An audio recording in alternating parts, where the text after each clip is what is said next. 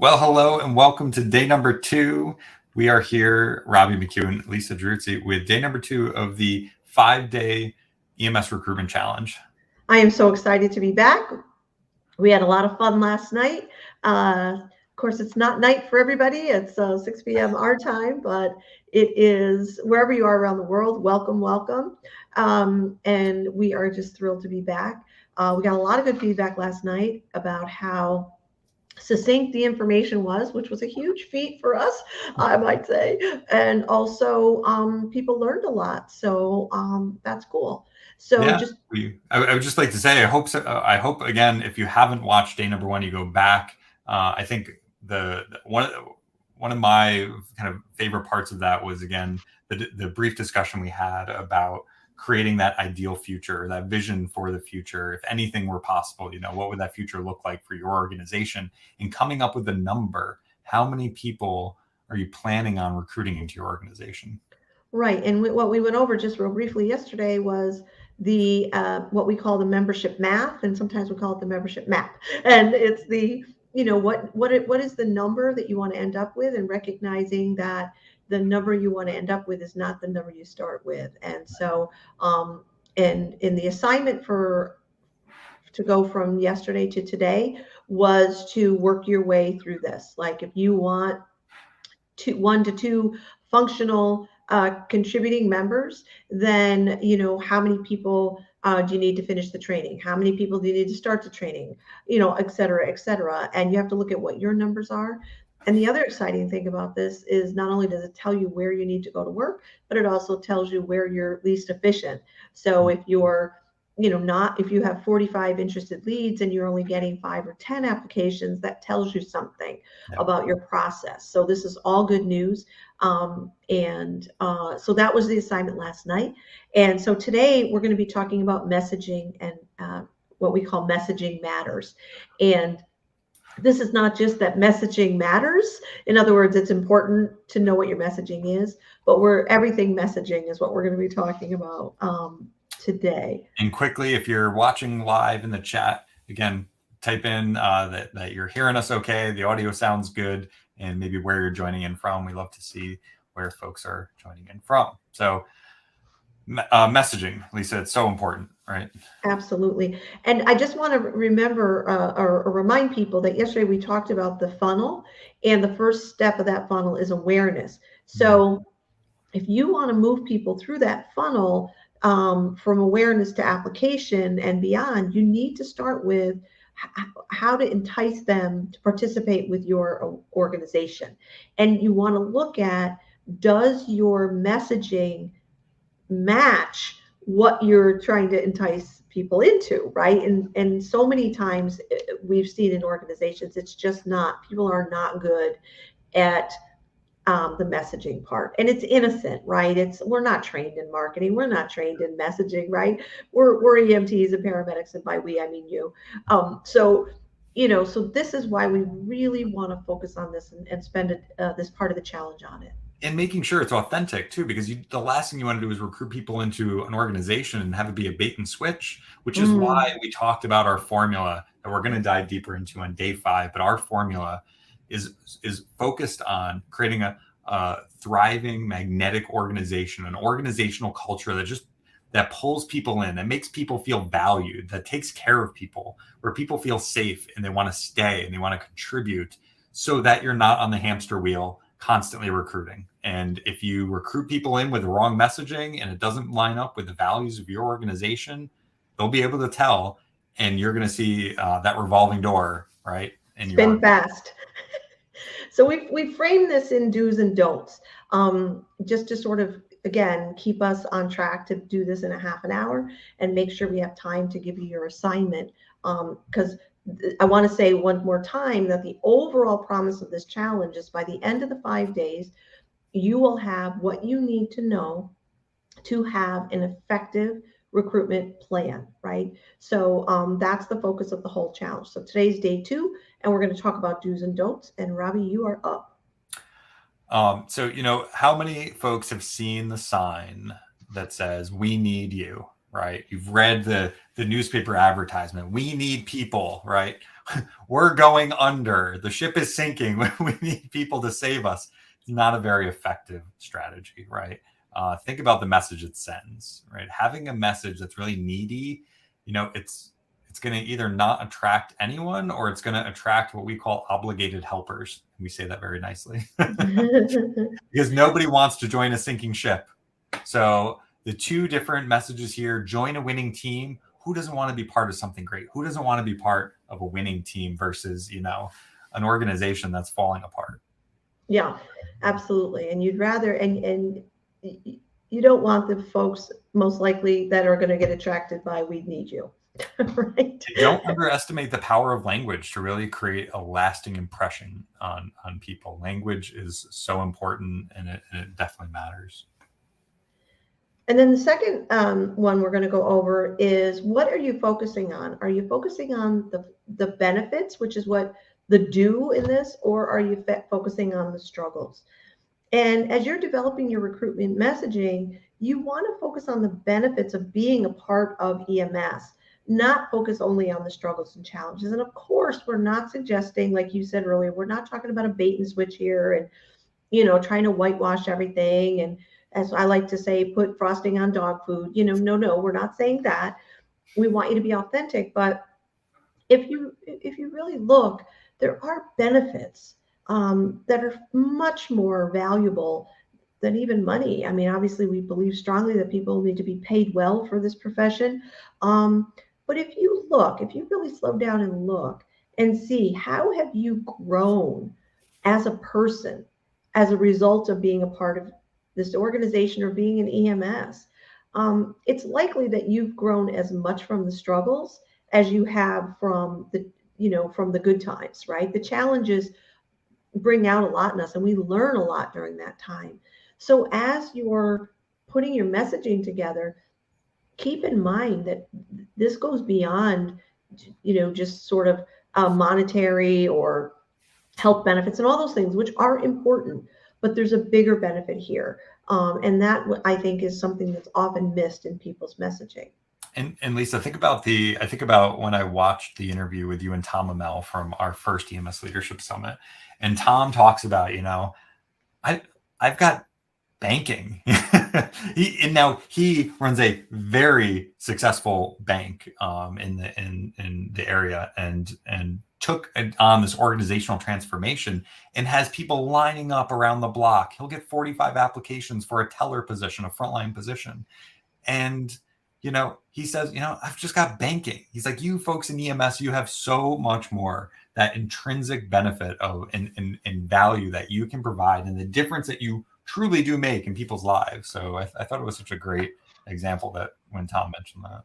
Yeah, and that goes right into the next one, which is, are you messaging for highly engaged, contributing team members, or are you messaging for warm bodies? Meat in the seat, as some people say. And nobody means to do this. And this comes out of that needy desperation that was in the first do and don't, right? About, we need you versus a winning team. But a lot of times people think, well, we can't attract highly engaged, contributing team members. We can't, because those folks, don't want to be a part of our organization. But one of the things that's been studied is that being part of an elite team of high performing professionals is very attractive. And the example I like to give is the Navy SEALs.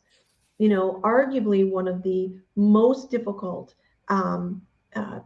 branches of the armed forces to be a part of. I mean, it's legendary how difficult the training is, and yet they turn people away all the time because they have so many applicants. What does that tell us? People want to be part of something great. They don't want to be part of mediocre. They can do that anywhere. So how are you messaging? Are you focusing on the possibility, or are you just trying to get people to show up? And back to what you said, Robbie, language matters. the context that you have for implementing your strategy. So in other words, if your context is we just want warm bodies, it's going to be very different than if it, and that's going to affect your actions much differently than if the context for your actions is we want highly engaged contributing team members. Just think about how those two things feel and what are the actions you would take for one versus the other. Yeah, and Lisa, I know I didn't have this in the notes to talk about, but I certainly remember think about and reflect on Royal Ambulance. And if you just Google Royal Ambulance on the West Coast, what they're doing to create an organization, and they're a commercial service on the West Coast. I believe they do interfacility transfers. But I'm just thinking, we got emails from folks saying they're trying to compete with other organizations for talent, and maybe the work that of transfers isn't as exciting. But what that organization has done at Royal Ambulance, I mean, they really do create a royal experience for their employees. You can tell their employees matter, and that people, and their organization may be a stepping stone or a pathway to something else, and they still value people's time and commitment for the time they put into it.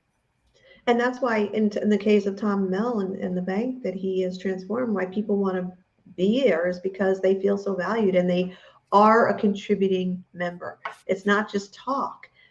It's in the fabric of the organization. Everything is organized around employee engagement, and it shows. I mean, the customer service is outstanding. You just couldn't ask for a better bank to be a part of. You call and you feel like you just called, an elite team because of how the phone gets answered, how you get treated when you go to the branch. I mean, every aspect of it is about employee engagement and contributing to an amazing organization. Folks in the chat, if this is resonating with you, if that's something you want to add to that future vision of the future reality of your organization, put in the chat. Yes. Do you want highly engaged contributing team members? Do you want that as part of your organization? Is that what you want to recruit more of? Or again, are you just looking for warm bodies that might fizzle out, that you're going to invest your time, energy, and effort into, that won't stay? And as we talked about yesterday, the cost of replacing one person is $9,100, according to the AAA Newton 360 survey that's done every year. Google it. $9,100 direct cost, not to mention the indirect costs we talked about yesterday, and the frustration you're going to cause your middle managers, your leadership team. So as you look, before we go to the next slide, just as you're looking at what you've done in the past, and again, not to make anybody wrong, just to kind of look with an objective eye and say, is this messaging consistent with getting a warm body or with highly engaged contributing team members, or whatever it is that you want in your organization? So that's the important thing, is to look at what you've done and say, how can we tweak it? How can we change our messaging so it's more of what we want and less of what we don't want? And then I'll let you go to the next slide. And I know we're limited on time, but I love how you say in the past, success leaves clues. Talking to people about what attracted them to the organization, and they begin to relive those experiences and really get to the essence of it, will give you some clues as far as your messaging goes. Absolutely. Absolutely. All right. Last but not least, not doing it all yourself. Who in here is the Lone Ranger, right? Who in here is the type A personality that does it themselves? I'm raising my hand because this was me. I would try to do everything myself, because if you want it done right, you got to do it yourself. Right, it doesn't work. So if you come across as, sacrificing, that Lone Ranger, that individual, or struggling to survive, nobody wants to join that type of organization. And frankly, unless you create a highly effective team and leadership team, it's going to be very hard to build a bench of leaders in a sustainable organization. So we're talking about creating a team of people from the inside and the outside of the organization who are interested in enhancing the organization and what it can contribute to the community. So really, folks, as we talked about, even Tom says, this isn't a hard sell. EMS, our organizations, our industries, has the ability to help save lives, to make a difference. No matter if it is the 2% of the time that it is truly life or death, or just making a difference. Remember, when somebody calls 911 or somebody needs to get to a different facility or to get to a different hospital, like that is the worst day of their life. And if we can come in, with empathy, with caring, compassionate attitudes, and support them on their worst day, I mean, that can make all the difference for people on their worst day. So having a strong EMS organization will make your community better. And we're going to talk about the external stakeholders. So who in your community can contribute or can, support your recruitment efforts, and it's going to pay off in many different ways. Absolutely. And sometimes people do see recruiting as a lone ranger kind of thing. And it really does need to be a team effort. And I think in the example you showed yesterday of the video and the landing page, that was a team it was a recruitment team that was making sure that people were getting followed up with right away. So it doesn't all fall on you and people don't slip through the cracks. So you're spending all this time working on the messaging, trying to get people to become aware and get interested. And then one person is trying to follow up with all these people. It doesn't work. You need a team of people who are all committed to the same thing. And again, if you have it inside and outside the organization, you're going to have such a holistic approach to having things work. All right.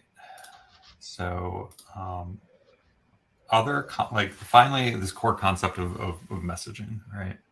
Well, this is about, you alluded to this yesterday. I'm sorry if I interrupted you, but no, go for it. We're always recruiting. People think it's only the ad or only the sign on the outside of the thing no. It's how you walk around. It's how you answer a call, right? It's how all of us are in what we're doing. We're always communicating. And so especially if you're a leader in your organization and if you're only talking about how rough it is, how you're struggling, how you can't keep people, like if those are the kinds of messages that you're talking about, that is getting out there. People are becoming aware of your organization for the wrong reasons. Right. And a lot of times we don't pay attention to that. We think, oh, we're just letting off steam or, nobody's listening, but people are watching, especially if you have your uniform on. But if you're talking, even if you're not in uniform, and you're talking bad about your organization, if you're posting on Facebook about, how difficult and how hard everything is. And again, we're not saying whitewash it. We're just saying to remember that everything communicates. How do other people in your organization talk about it, right? You may have an agreement around your leadership team about how you branding you want or that, but how are people in your organization talking about it? And if they're talking bad about it, why is that? Is it because of how they're being treated? Because of they feel devalued? That's the stuff you want to get interested in. And it's essential that you're creating a culture that's worthy of highly engaged members, right? So if you have disengaged members, you have people who are dissatisfied, you want to get curious about how do you handle that? How do you, I don't want to say fix it, but for lack of a better term, how do you fix it? How do you create an organization that people are proud to be a part of? And when you do that, that communicates very loudly. And that's part of messaging as well. Absolutely. All right, so let's get into the last part of the challenge, which is, well, two things real quick. One is your assignment. Right. Okay. Your assignment.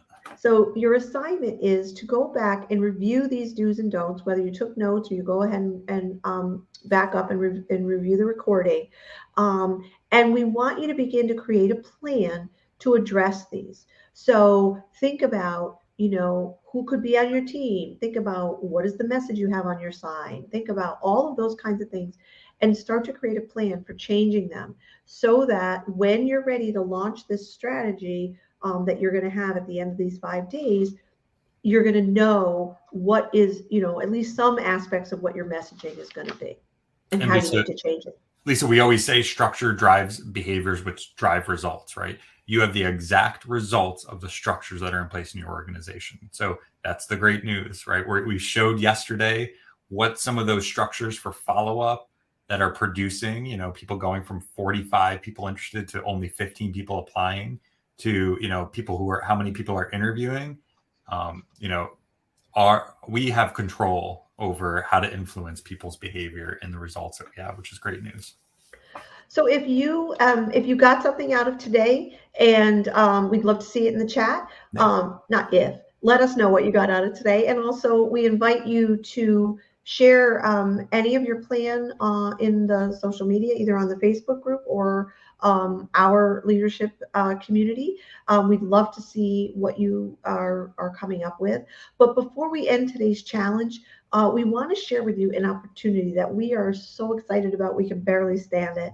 We're going to show you a very brief video that we're also excited about, and then we're going to talk about this opportunity just briefly, so that you're aware of it and see how it might be an opportunity for you and your leadership team. And this is a video for EMS Leadership Live that we're producing February 2nd, 3rd, and 4th.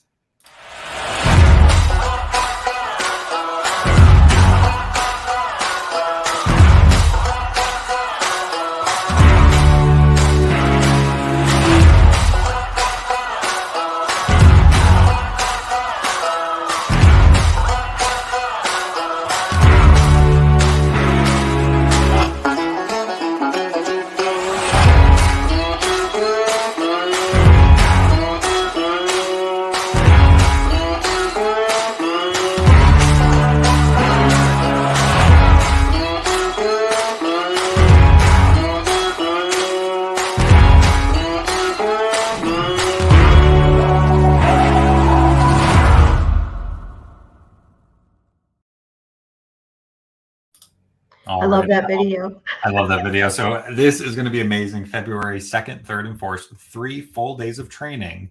And Lisa, you and I have gone into organizations before to do leadership and capacity building training. And folks, in that video, you even saw recruit, retain, engage. That's what we're talking about here. Probably should be reversed, right? Because we're talking about engage, retain, and recruit. Right? It doesn't sound as good though. I know. Because you get the most benefit if your organization, again, is a high performing organization focused on a high performance culture that's going to naturally retain people, and then your efforts for recruitment become much less challenging. Yeah.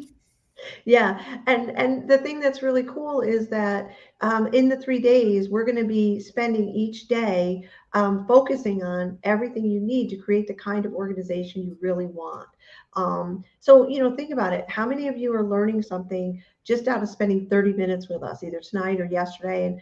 And, and this is only day 2. So if you are learning something already, think about what you could learn in 3 full days with Robbie and I, and also taking the time to be in small groups with leaders from all over the world. Get one-on-one time with us. Get the opportunity to in real time, talk about the problems and challenges and get solutions. Like, that's what's going to happen over the 3 days. Friday, the first day, is all going to be about leadership development. We are going to focus on how do you become the kind of leader people want to follow? Let's face it, the leadership of the past has to stay in the past. Command and control is no longer, it never really was effective, but it certainly isn't effective with today's people. It's just not. It never was very effective. And so how do you create yourself to be the kind of leader that people want to follow? The second day, fully engaged in retention. It's about intentionally designing an organization or an environment that's worthy of highly engaged, high-performing individuals. And then on day 3, we'll be talking about recruitment, and we'll go so much deeper into how do you develop a recruitment plan. So, like Robbie said, it's you have it with ease. There's not as challenging. It's not like feeling like you're swimming upstream all the time. So when you have a system in place that creates a regular batch of interested leads on a regular basis, imagine that being the result. That's what the 3 days is really designed for. So we've priced this at only $97. We could easily have charged $9.97. We could have charged $4.97. I mean, we decided to charge $97 so that not only could people come, individuals come, but maybe you could bring your whole team with you and everybody learn together. This is a very cost-effective way, but highly, highly impactful, because the beauty of virtual training, you don't have to spend money on hotels and travel, and you get a front row seat. There's no bad seats in virtual training, right? So we wanted to share that with you, share the opportunity with you, and we're open to questions if you have them. But all the anything details else? are on that website, folks. We hope you'll check it out and join us in February. But we're here for the rest of the week here. This is only day number 2, right? We still have 3 more days to go.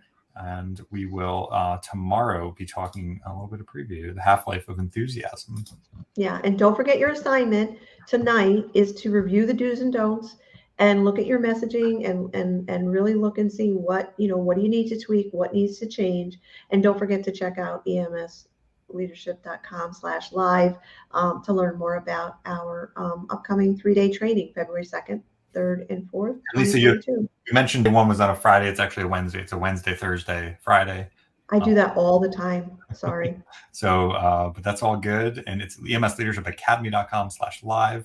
So folks, we're going to be here for the rest of the training. We're in the Facebook group or the EMS Leadership Network group. So we're happy to take your questions, post them. We can't wait to see what your takeaways from day number 2 have been. And folks, we're ending a few minutes early. That never happens.